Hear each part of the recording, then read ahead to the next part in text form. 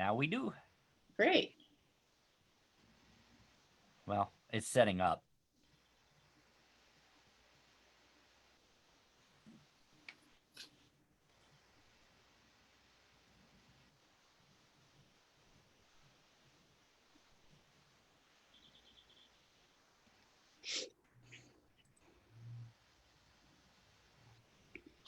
Did I want to do that? Did I do that right?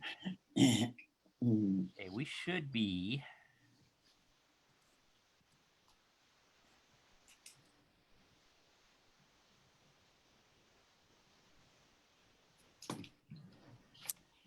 Can you tell if Billy is on? Don't see him yet. But then I'm not seeing the Facebook feed real well. Yeah, you're on Facebook. Billy's there. Okay. Okay, thanks. Good. Thank you. Hi, Billy. Hi, Shayna. Hi, everybody on Facebook. And I wish Our Todd. Don't know why I can't.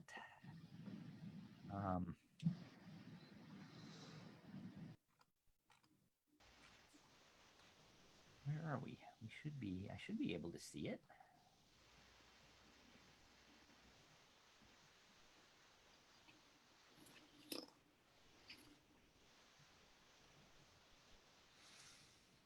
Huh. Well, I do not know why. Now we do. Great.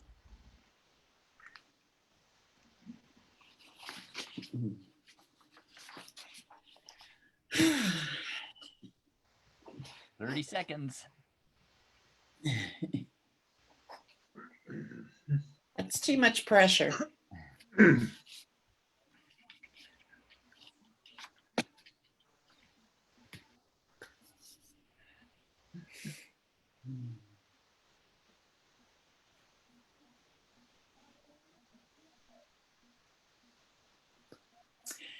So Zoomers will ask you to mute yourself as we get started.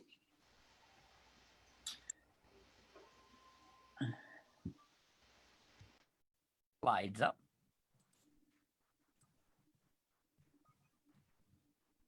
Okay.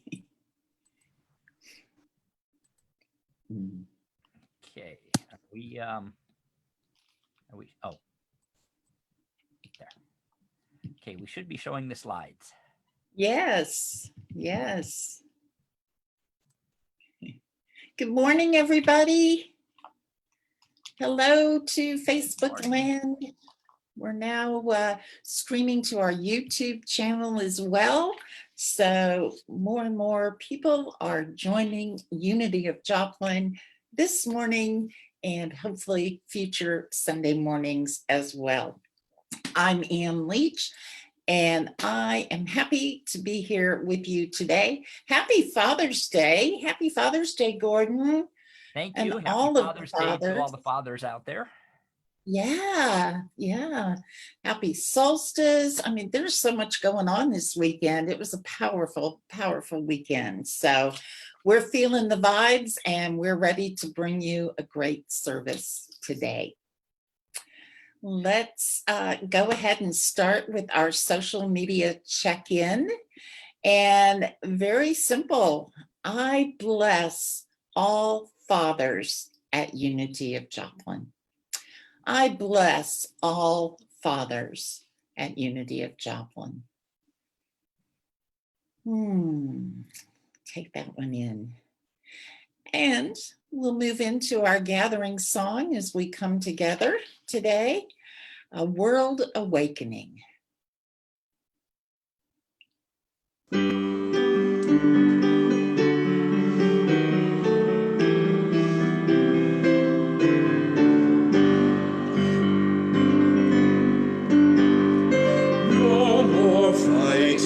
Hearts uniting, all one people, all one dream. Hate is dying, love is rising, all the world awakening.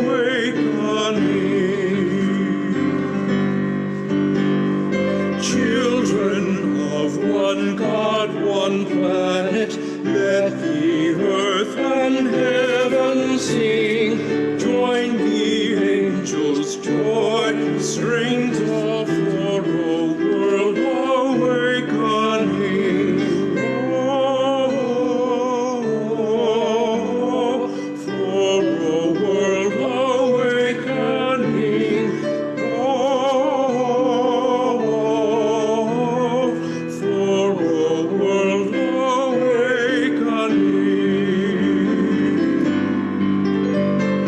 One day all the world is watching.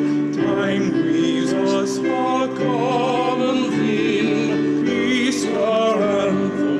All are welcome to a world awakening. Oh, for a world awakening. Oh, for a world awakening.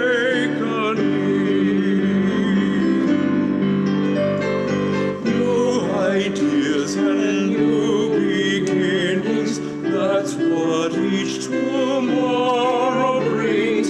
Freely giving, we are living in a world awakening.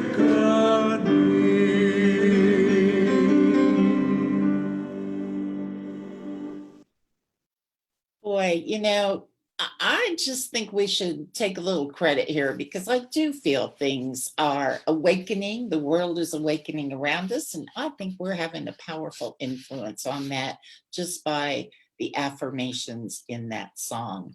So we thank the music team for bringing that to us. You know the guys, we love them. Gary and Jerry and John, thank you so very much. And Michael, thanks for kind of coordinating things. We need that too. So it is powerful, the music that we share each week. And we also share some monitoring in our Facebook chat, thanks to the trustee of the day, one of our board of trustee members. Billy's there for us today. Say hello to him. Thank him for his service. And any questions that you have, any needs that come up for you during the service, just reach out to Billy on our Facebook chat, and he will be sure to take care of your questions. Okay. We want to go ahead and prepare. Oh, I'm sorry, I missed it. You know me, I'm Ann, and of course, Gordon is here today to share the meditation and service. And Gordon, I just have to say, that was a beautiful, beautiful ordination ceremony. And congratulations again to finally completing that part of your journey. Yeah. It feels good to have that done. Yeah, absolutely. So let's go ahead and prepare for the service by sharing our tithes and love offerings. Such a wonderful way to practice gratitude and that universal law of giving and receiving. If you go to the website, unityofjoplin.org, you know the drill. You'll see the donate button in the upper corner. All you have to do is click there. It's a secure service, and you can gift your tithes and love offerings that way. For Sunday, we ask that you use the general fund tab there in the drop-down menu. And I believe Billy's also getting the link to this for you in the Facebook feed. So we do practice the law of giving and receiving, and we affirm that together, please, with our prosperity blessing. In a universe overflowing with the allness of God, all of the needs of Unity of Joplin and those we serve are bountifully met. From every direction, known and unknown, expected and unexpected, our abundant good is here now. And we say, thank you, God. And we know together that these tithes and offerings are dedicated to the will and work of Spirit through Unity of Joplin and for the highest good of all. Thank And you. Ann, I Thank would you. just like to say a special thank you to everybody who is supporting us. I talk to many ministers, not just of Unity, but of other ministers, and we are so blessed by your donations. There Yes. are so many of you that have shown that you love this church, you love what we do, and you are supporting us through this. And I just want to let you know that it's not about the amount that you give, No. it's about how many of you give so consistently. And even Yeah. $5 is a blessing. And Mhm. I just cannot say thank you enough. And Yeah. also, if you're watching this during the week, you can still give. You can still go to our website and click on that donate button. And it's just as appreciated in the middle of the week as it is on Sunday.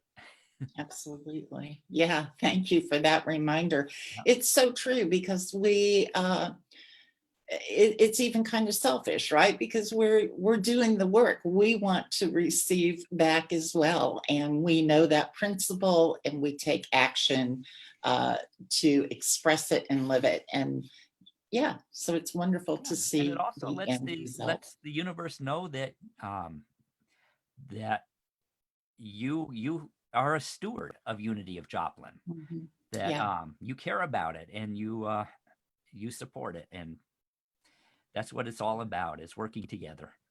Yes. Thank you. Thank you.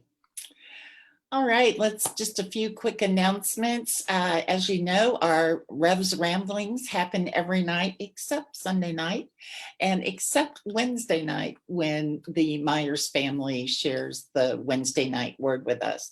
This all happens at 8 p.m. And if you can't be there, not to worry. You can always watch the replay, get a little dose. I think of it as tapas for the soul, just a little bite of some inspiration to nourish you each day. So check that out on our Facebook page. And then also we are going to start the class, The Mystics of the Middle Ages, and how they influence us today, our modern new thought. We will be starting that on Thursdays, July 2nd, 6 p.m., usually a couple of hours to really get in depth to study each one. It will be on Zoom, so you'll need to get a link from Gordon to get the invitation. So you can just email him, gordon@unityofjoplin.org. And I'm looking forward to it. It's going to be very powerful. And then you wanted to talk a little bit about this one, Gordon? Yes, as soon as I unmute myself. I will be facilitating a study of How to Be an Anti-Racist by Ibram X. Kendi. And this is not just for us in Unity. This is being offered to the Joplin community, to the world, to anybody who wants to tune in.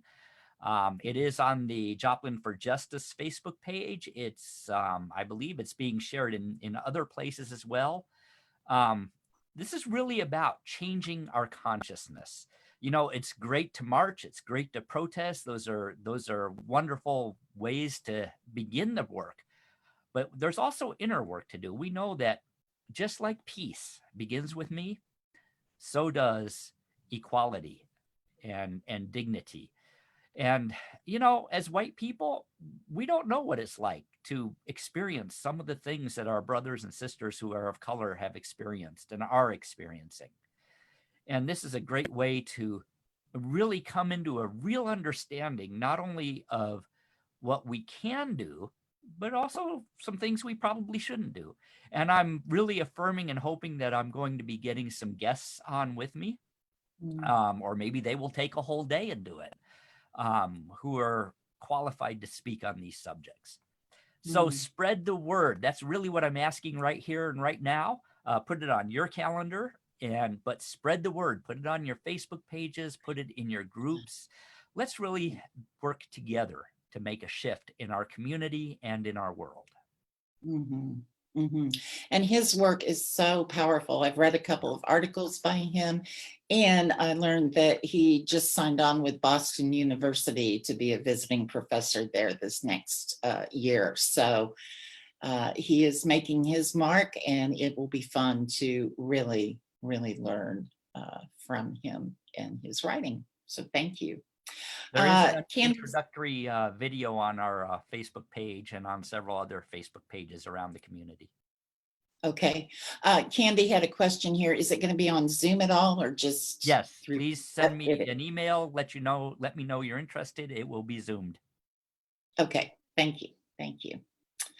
All right, those are our announcements for today. So why don't you just join me in knowing that if you have any prayer requests, or you have you just want to hang out and say hello, we would love to do that with you after the service. Gordon will be staying on Facebook as well as Zoom. So yeah, get a cup of coffee and hang out. That would be great. But right now, let's just take a deep centering breath as we prepare to hear the daily word, and Michael will share that with us this morning. All right. A little bit more credit to Dan's here. Today's daily word is Father's blessing. I give them all expressions of fatherly love. My relationship with my nurturing or difficult and challenging, or both. He may have been a strong presence during my childhood, or he may have been absent. We may be part of each other's lives today. We may be estranged, or he may have passed from earthly life. Whatever our circumstances, I bless my Father, and I see him enfolded in divine love.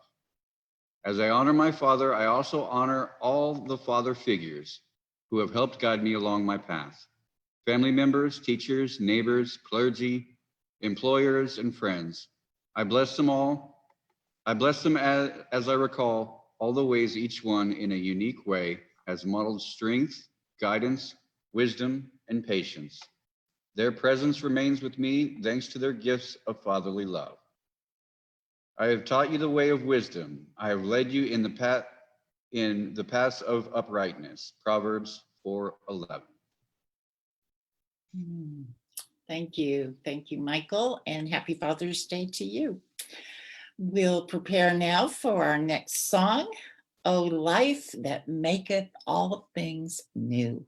And that will be followed by meditation with Gordon as we move into the day's service.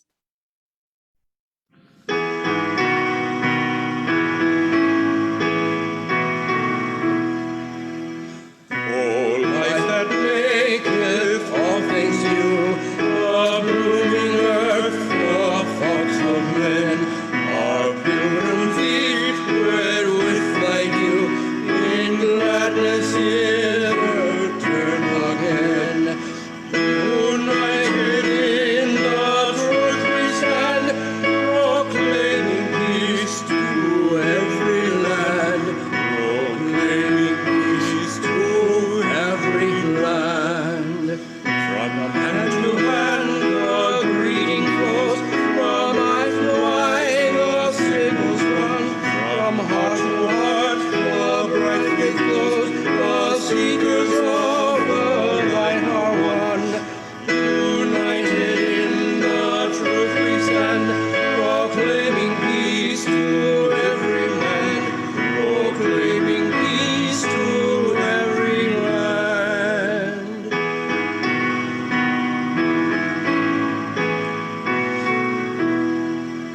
One in the freedom of the truth, one in the joy of paths untrod, one in the soul's perennial youth, one in the larger thought of God. United in the truth we stand, proclaiming peace to every land, proclaiming peace to every land.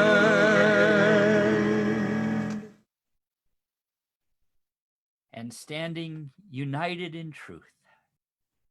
The truth that there is only one presence and one power in my life and in the world, God the good.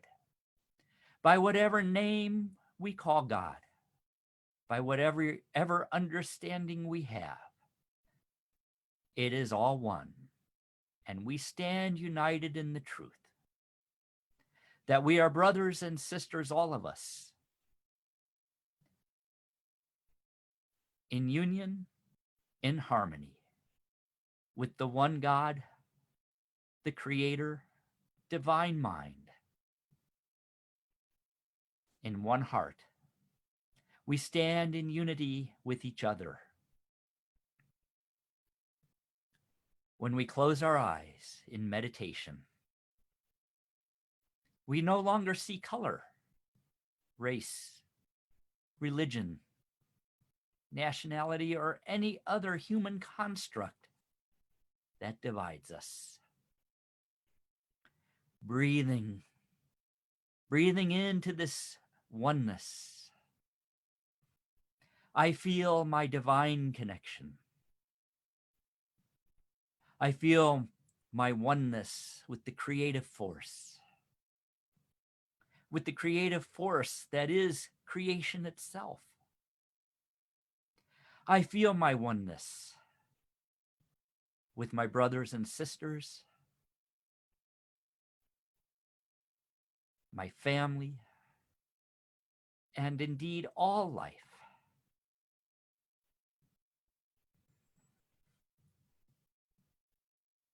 The teaching I am going to learn today tells me that life is art. What am I painting? What am I creating? What is my work of art? I choose, united with Spirit, to create a work of art of many colors, many textures. To create a work of art that has depth and beauty, that sings in harmony,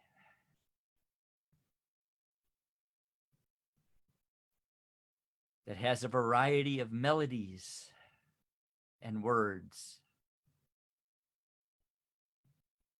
that is sung in many languages, and yet it is one song, one painting, one sculpture, one great work of art.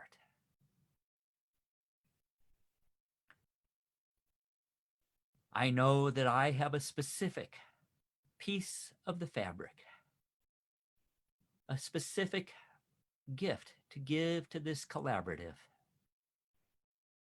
this work of art that is called life. And so I spend a moment in silence, asking the question, what is mine to give? What is my piece of this great work of art to create? I open my heart in silent receptivity.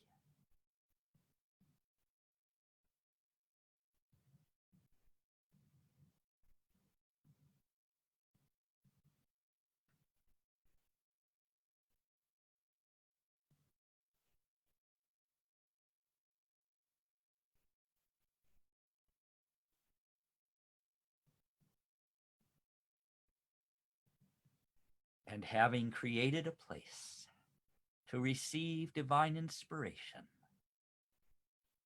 I affirm that I will be bold in my gifts, that I will create such a work of beauty, such a work of color, of texture, of sound, such a work of love, that it adds to a new and glorious whole, a oneness that life is.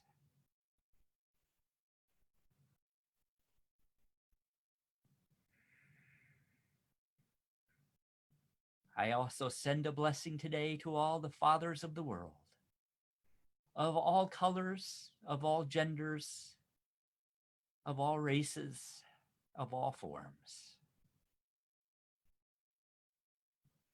And I say, thank you, God.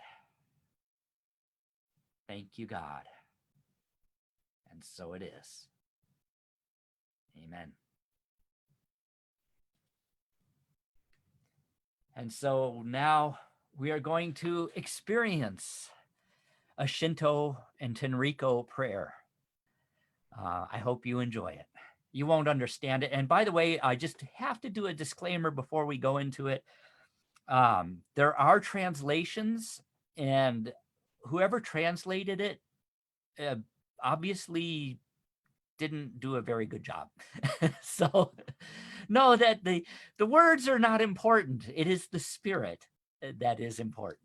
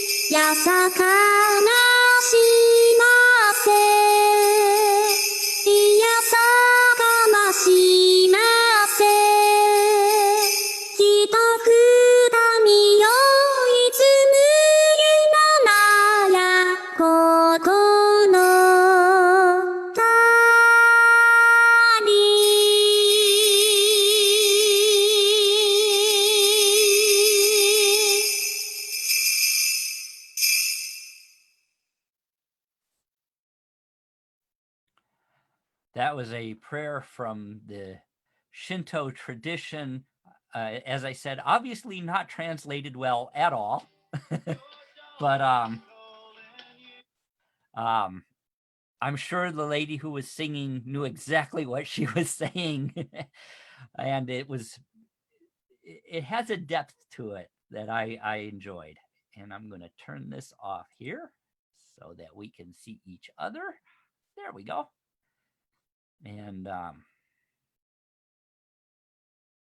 bear with me here. I am getting situated. There we go.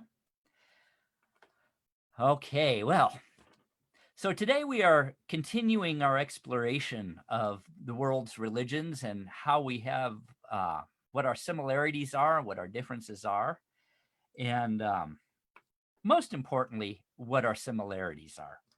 We're going to be looking at a religion today that is not a religion. I know that sounds weird, but it is the truth.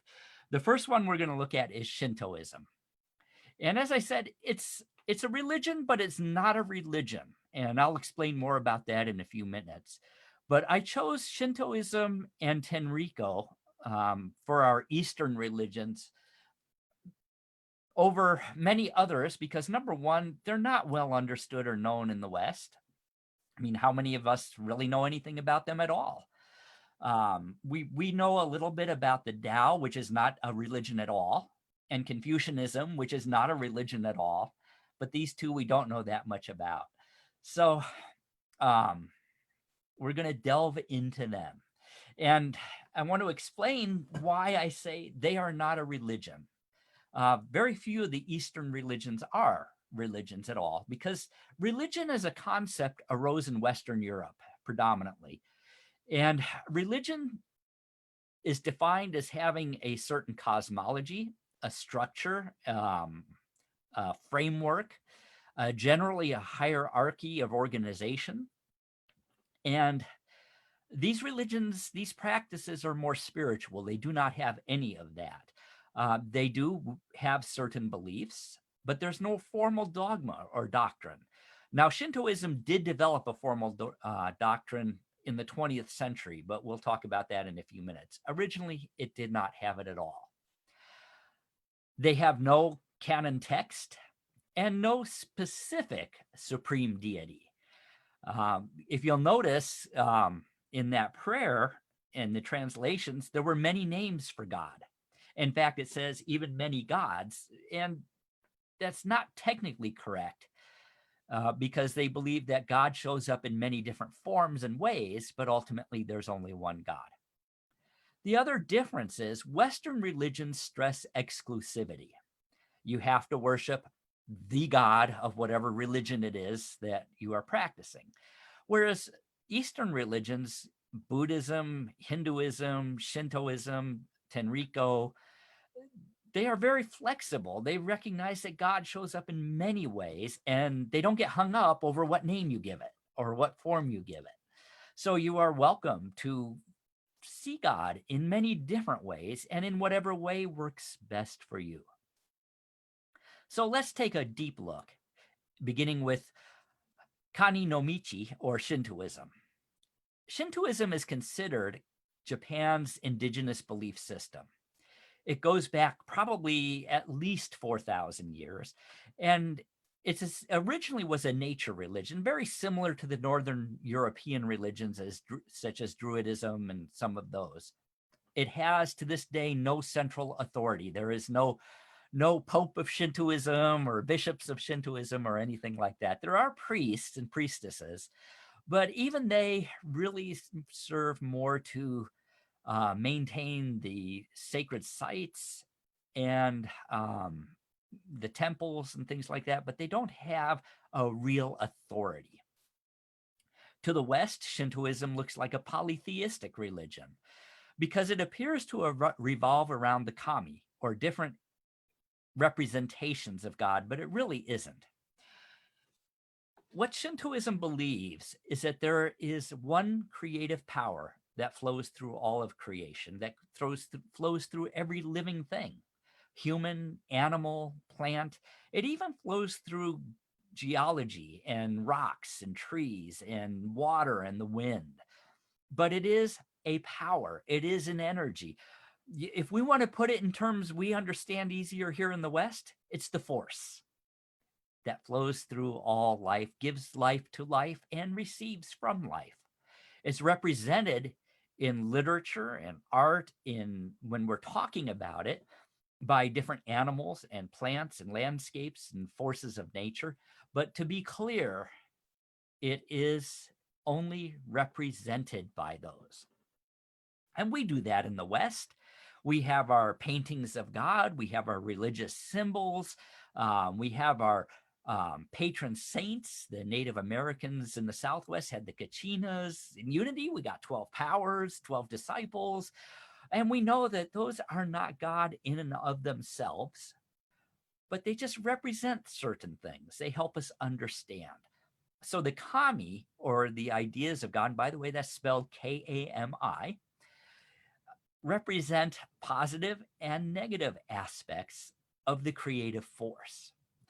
And like so many traditions, when I say negative aspect, I don't mean bad. Negativity is seen as a necessary part of a whole. It is the vacuum, if you will. Can be destructive. But we know that destruction is a way of eliminating that which no longer serves us, which blocks us and makes room for greater good. So the kami are manifestations of musubi, which is their name for the interconnecting energy of the universe. And these kami live in close harmony with this overall connecting force. They are the model also of what humanity aspires to. I like that. They are the model of what we are aspiring to, just as Jesus is the model to what we aspire to as Christians, or what Islamic people aspire to in the prophets, in the life of Muhammad, what Buddhists aspire to become purer expressions of the Buddha. And so the goal of Shintoism was to become what's called Kanagari no Michi, or to be as the kami. We would say in Unity, to be as the Christ. In fact, in Shintoism, they have a term that they use called kami nature, which we would call Christ nature. To become luminous, sacred, divine, to do, the core teaching of Unity is to become as Jesus was, which is really also the core teaching of Christianity. In Japan, they just simply say to become as the kami are, to become luminous, to become the light of the world, the salt of the earth. So their teaching of Shintoism was and is to become as the kami are. Now, the metaphysics of Shintoism is very similar to Unity in many ways. They don't have a specific teaching on what happens after we pass on, but the core, the idea, the general idea that so many of us in Unity accept is that we have opportunities to have other experiences of life. Similar to Buddhism, they believe you can come back as a teacher or a protector or a guide. And that is indeed one of the goals. They also believe in ancient Shintoism especially, that you could come back as a protective spirit, often portrayed in literature and art as a dragon. If you think about the ideas of dragons, the Eastern idea of a dragon and the Western idea of a dragon are polar opposites, aren't they? To the East, the dragon is a symbol to be revered and respected and honored. It's good to have a dragon in your life. They are protective. They are wise. In the West, the idea of a dragon was something terrible to be feared and slayed and overcome. It shows the huge difference in the worldview between Eastern philosophy and Western philosophy.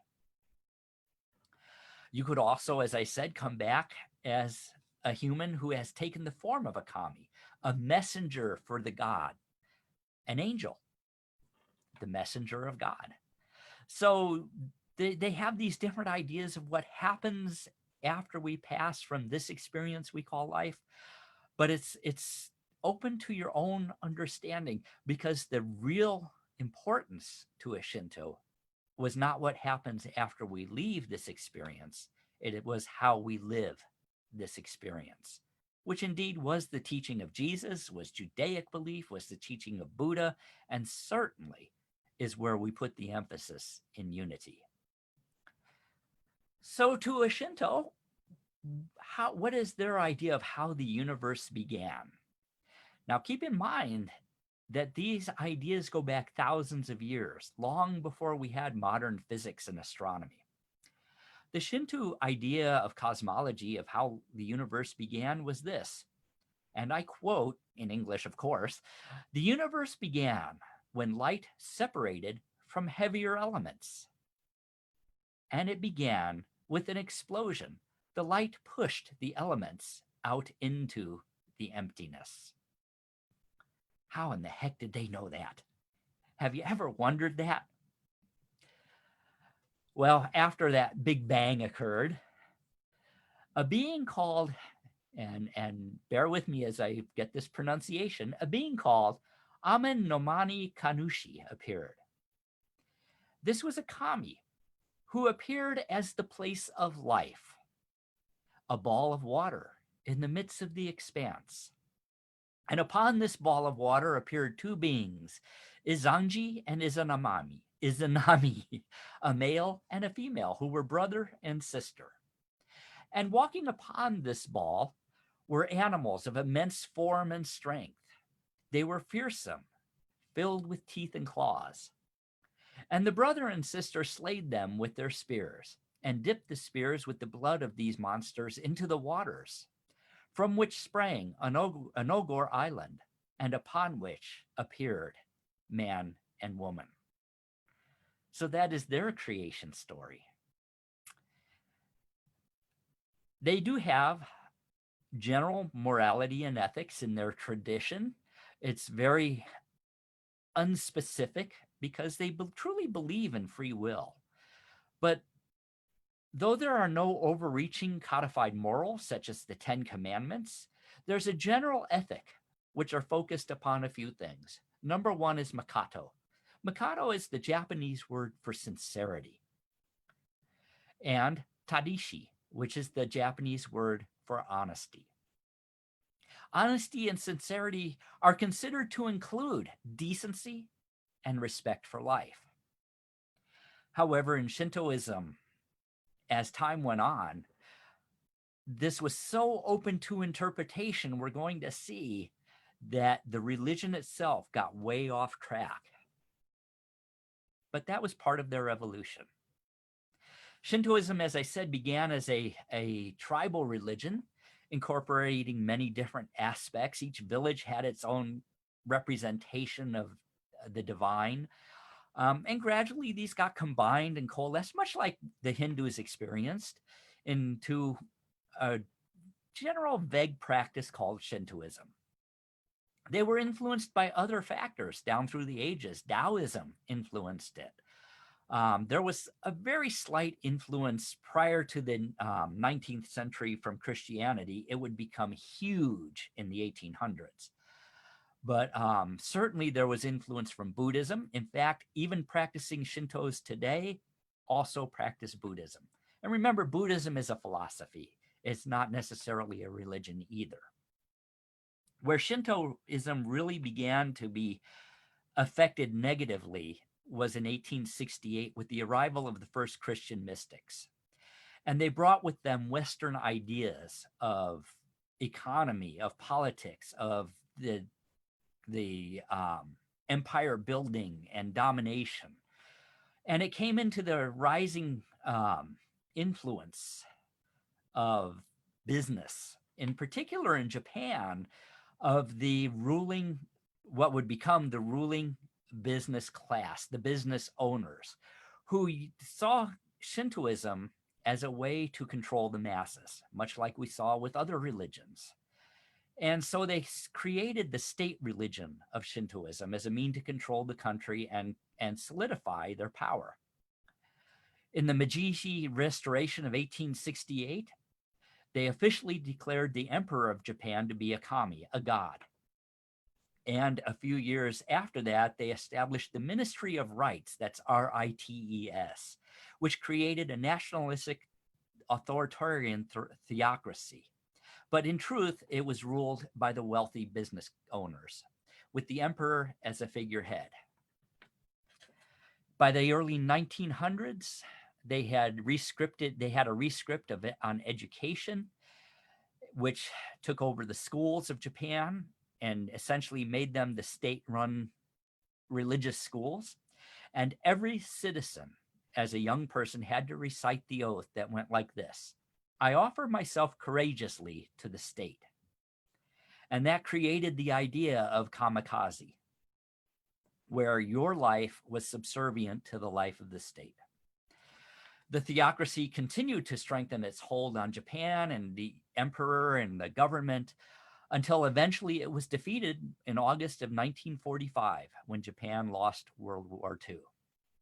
And that ended state Shintoism. On January 1st, 1946, Emperor Showa, who we know as Hirohito, issued the Ningen Senjin, which declared that he himself nor any other emperor from him onward would be an Akito Sumakami, or a deity in human form. They were the figurehead, the human president, if you will, of Japan.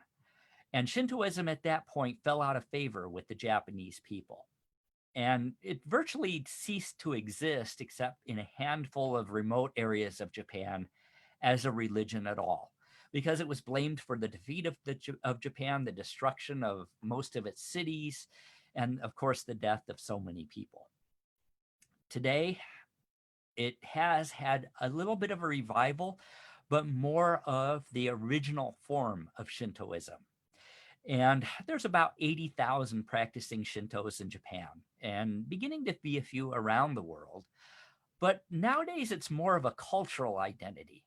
There is still a resonance with the culture that it represents and the shrines, and mostly with the idea that there are places in Japan and indeed around the world that are sacred and holy. Not necessarily that they have any specific power, but they are worthy of veneration and respect.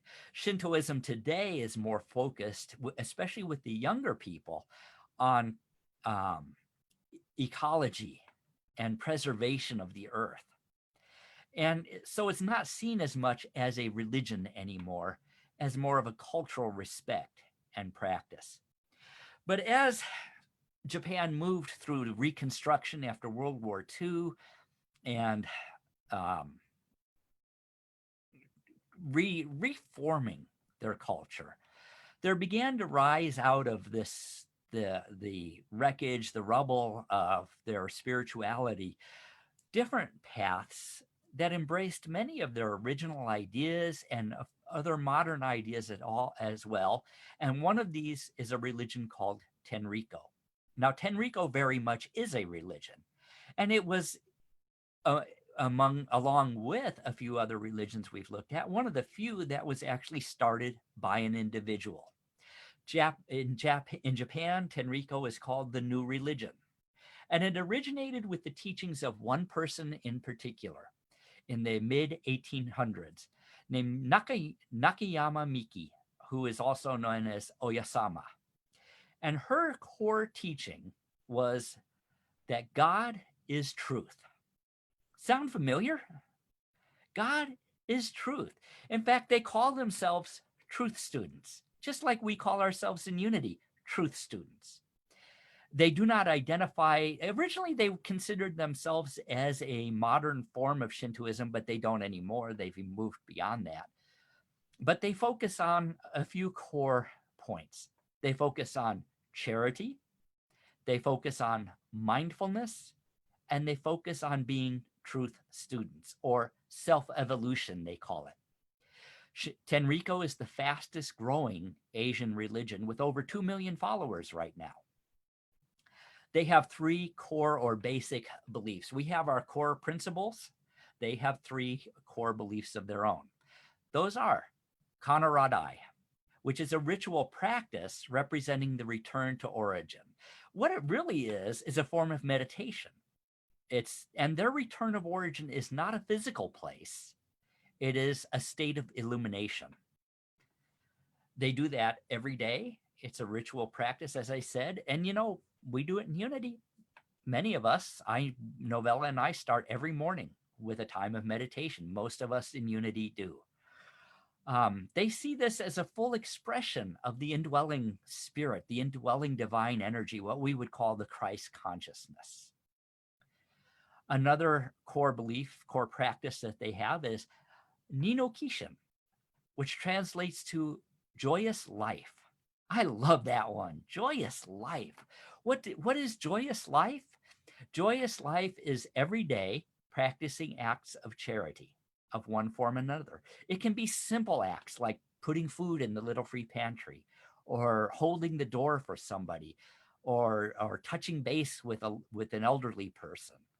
It can be anything. It also includes abstention from several things: greed, selfishness, hatred, anger, arrogance, and fear. Abstaining from those things. So in Tenrikyo, there is very much a teaching of not hoarding, of being generous and giving charity. And there's also forms of gratitude that are practiced. Kashimino karimino, meaning translates as providence supplies all my needs. God is source. There is only one source in the universe, and that is God. All of my supply flows through various channels. Essentially, Tenrikyo looks very much like unity, doesn't it? Another one of their core beliefs is Tano. And Tano is about the body. Tano teaches that the body is created in the image and likeness of the divine. Therefore, it is perfect and whole. And when it is not, that is the result of forgetting our connection to the divine. It is believing in outer influences and wrong living. Very much like what Myrtle Fillmore wrote so eloquently about in her healing letters and in other works. It's interesting to me that this philosophy of Tenrikyo began to emerge on the scene at the same time unity and spiritual divine science and centers for spiritual living, religious science, all of those emerged in the West. It's all one mind. Another one of their core principles is Juzen Nushogo. And these are principles applied continuously that result in healing, prosperity, and joy. You know what we would call those in unity? Affirmations. Positive prayer, affirmative prayer. You see that Tenrikyo teaches that while the body is a thing that is borrowed for life experience, the body itself is a vessel. It can be taken up and put down. The mind is eternal, not the human brain, but the mind. The mind is eternal and has the power to create the experience of our life. And therefore, thoughts held in mind produce after their kind. Exactly, word for word, the same thing we say. Thoughts held in mind produce after their kind. What about God? Well, there's only one God, but God shows up in various ways that are unique and appropriate for each individual where they are on their path. And under a philosophy called Tenrikyo no Mikito, there are three principles of God. God is the creator of the world. God is the sustainer or life force of all living things. God is in all things, and all things are in God. There is no separation. You know, Western religion is very much grounded in an idea of God is up in heaven or out there somewhere, and we're down here, and we have to have intermediaries and saviors and priests and ministers and what have you that intercede. But in Eastern religion, there is no middleman. There is no separation between creation and creator. It's one. Another principle of Tenrikyo no Mikito is that God desires to be revealed and expressed through its creation, including you and me. And of course, God is non-gender specific, is non-anthropomorphic, is both masculine and feminine. Interestingly enough, in Tenrikyo, there is the idea of a trinity. See if this sounds familiar. Mind, body, and soul. The mind has the freedom to sense, to feel, to act, to interpret what comes into it, but the human mind ceases to function at death. But the divine mind is eternal. Of course, the body is the vessel that moves us through this experience we call life, and the soul is what is truly eternal. The soul at death performs Dana-oshi, which means it takes on a new form. It basically reincarnates, but without any memory of the past life, because Tenrikyo teaches that memory of past life would get in the way. But what it does do, though, is carry forward things to be worked out from past lives, things to be overcome, and the good upon which to be built from past experiences. So we see very many similarities here between a lot of what we believe as unity, a lot of some of what is traditional Christianity, some of what is very Buddhist. And we begin to see that golden thread of truth that Charles Fillmore said binds the world's religions. So in summation, what do we have here with Shinto and Tenrikyo? What we have is a Japanese spirituality, not so much a religion, a spirituality that is actually very much interwoven, I would say more so than any Western religion, into the very fabric of their culture. If you think about Japanese culture, so much of what they do is done with intention, with ritual, with focus, from the tea ceremonies to how they even start their day in their business offices and their schools. It's interwoven without having the limitations of a codified religion. One of the things that I love about Tenrikyo, though, is this idea that life is art. I touched on that in our meditation. It really is a core concept within Tenrikyo that life is art. And the whole life of the individual is a continuous succession of self-expression. We are here to create a work of art. Each of us is an individual, unique, beautiful, and wonderful manifestation of the Creator.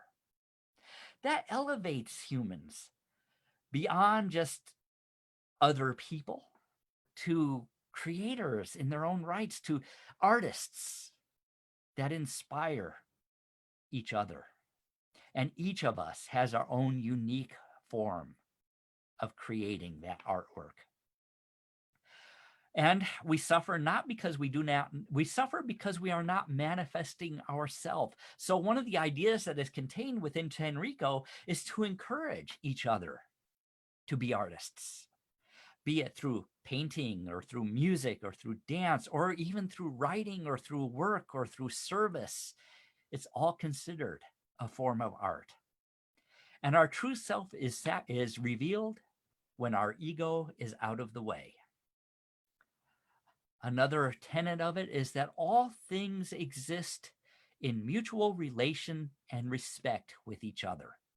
And by the way, this extends beyond humans. It goes to the animal world, to the natural world, to the land and the waters themselves.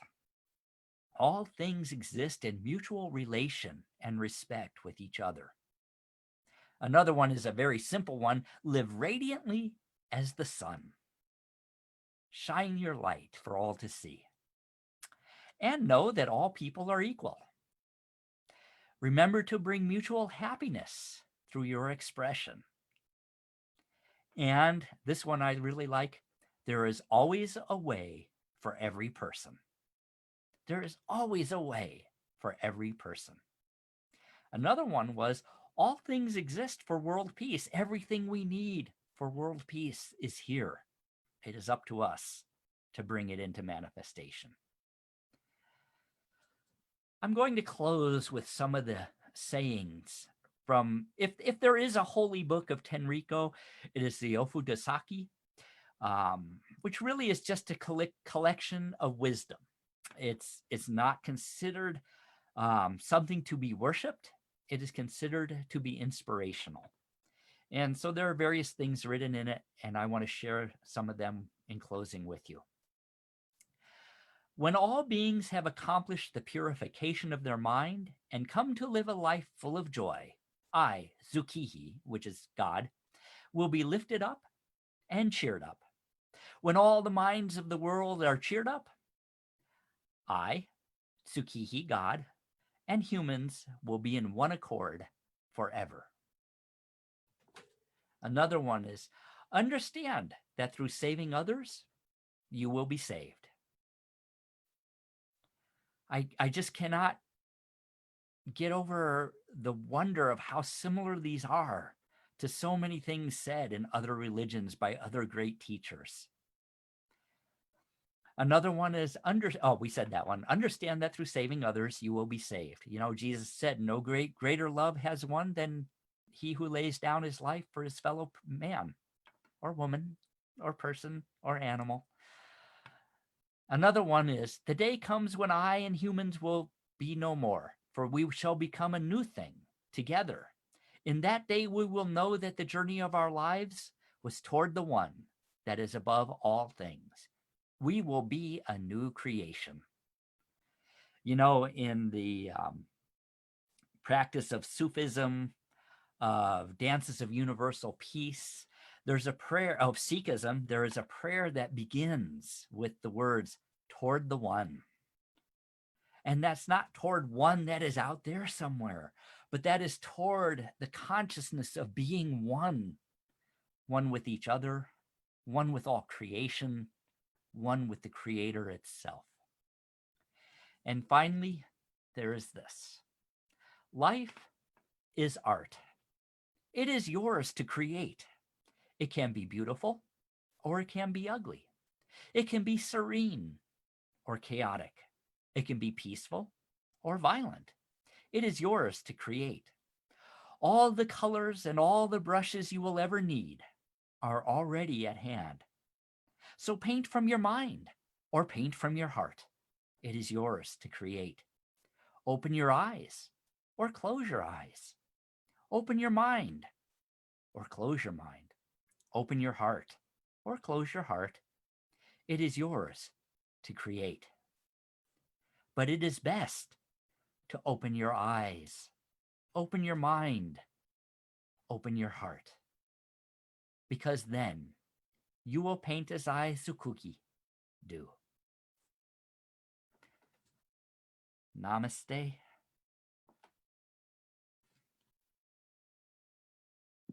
Wow, wow, wow. Thank you.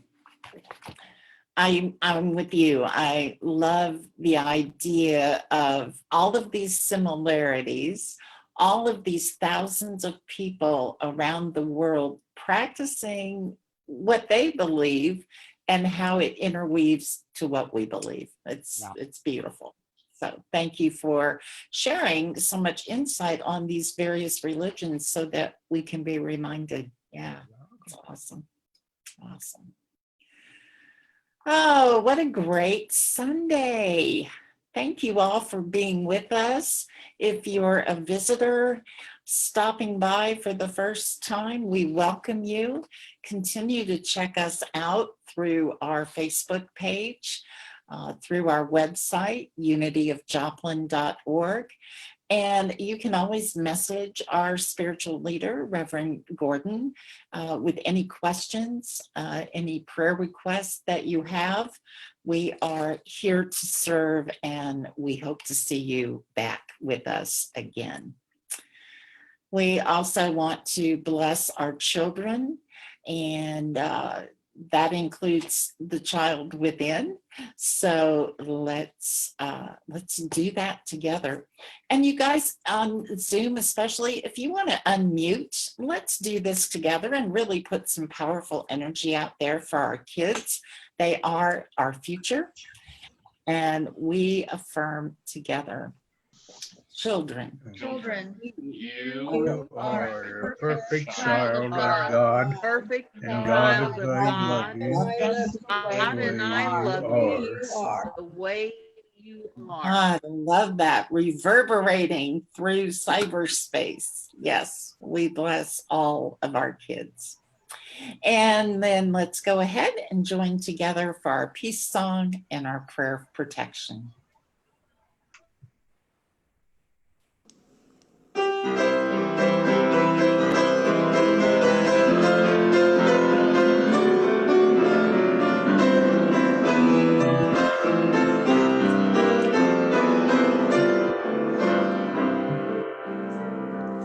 Let There be peace on earth, and let let it it begin with me.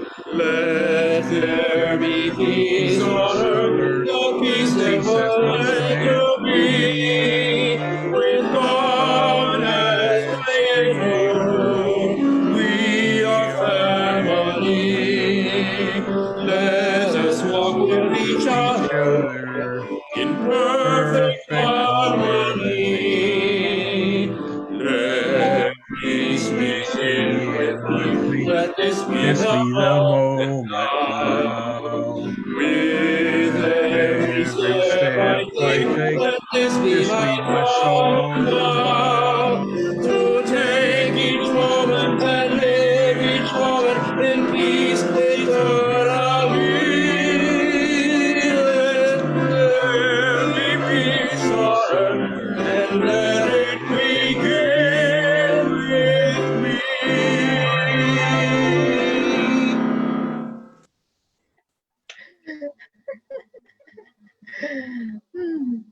The prayer of protection. The light of Like God. God surrounds us. us. The The love, love love of God God enfolds us. enfolds us. the The power, power Power of of God God protects protects us. and the presence of Presence of God God watches watches over us. over us. Wherever Wherever we are, God God is, is. and And all All is well. is well. Thanks for being with us. Have a great week, you guys.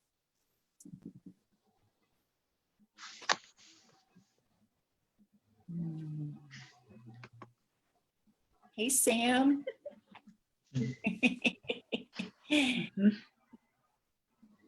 What are you doing for Hey, Father's Day? Gordon, did you have your screen share on? okay, there, should be off. Are Yeah, we off? Hello? we're here. Hello. Hmm. I was asking if you have your screen share set up. Yeah, Are you sharing your screen, not Gordon? now. No, Okay. just you.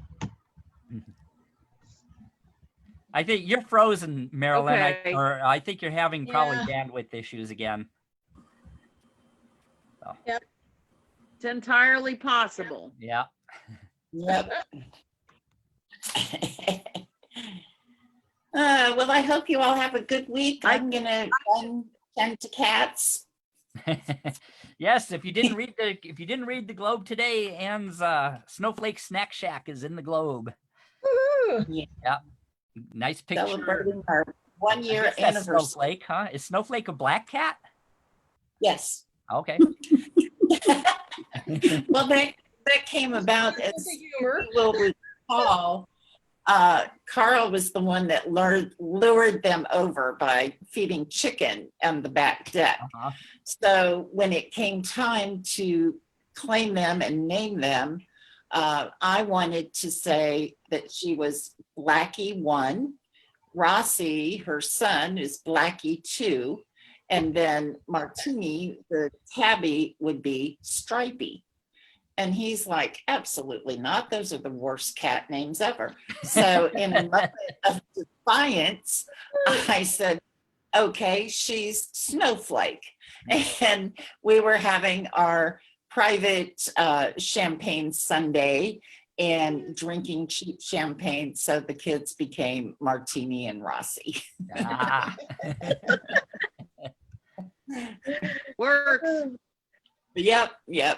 So So I'm going to go help them have Sunday brunch, and All right. I'll see you guys next week. All right. See you. Bye, Ann. Thanks. Bye.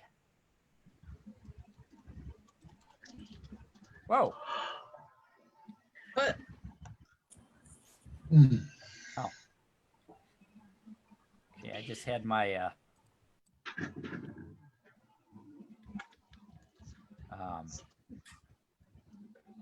talk amongst yourselves. so Candy, I saw the thing that says you're looking for a tree cutter. Yes. Okay, I can recommend quarters, and it isn't not the division of $1. It is CORTER. They came out. I've had them before, but this most recent time they came out. They